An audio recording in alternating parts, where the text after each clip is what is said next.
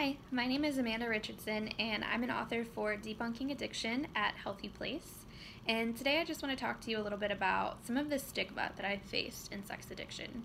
So I feel like the worst part of the stigma wasn't even other people's reaction to my sex addiction, it was the assumption on my part that they were going to react a certain way.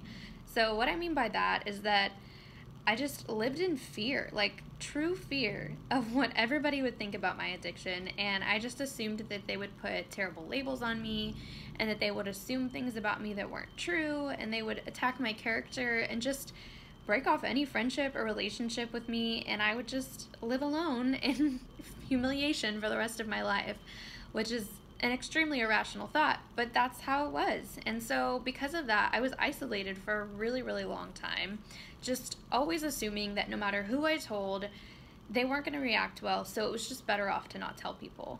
And I think some of that was because I was a female sex addict, because I feel like when you watch TV and movies, like particularly crazy shows like Dateline or CSI or SVU, you see a lot of depictions of sex addiction that are primarily about men, and they're primarily very, very negative and distorted and perverse, and it just led me to believe terrible things about sex addicts. Even though I was one, I still assumed terrible things about them, and I put my own stigma on them.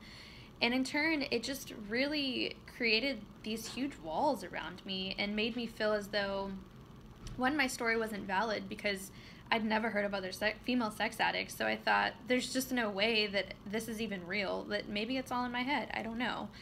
But it was really challenging, and it really isolated me, which I feel like is just the worst part of it all, because when you're isolated, there's no way for you to grow. There's no way for you to have the connection that's needed for you to grow in your recovery. And I feel like just shining some light on those dark shadows of shame really, really makes the biggest impact. And it made a huge impact in my recovery, because years later, when I finally did tell people about my addiction, it really, really gave me strength and hope. One, that I wasn't alone, and two, that I was still loved. You know, I mean, some of the people I told, yeah, they probably didn't react well, and maybe they thought weird things about me, I don't know.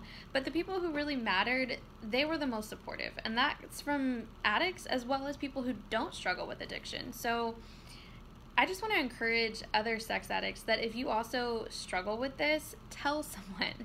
This week, tell one person about your addiction, seriously, because it will make all the difference. It'll remind you that you're not alone, and more than anything, it'll remind you that you are loved and that you're not a terribly flawed, awful person.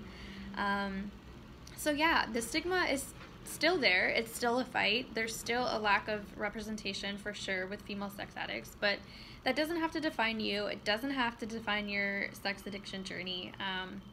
Just power on and try to break through some of that shame. Yeah, have a great day.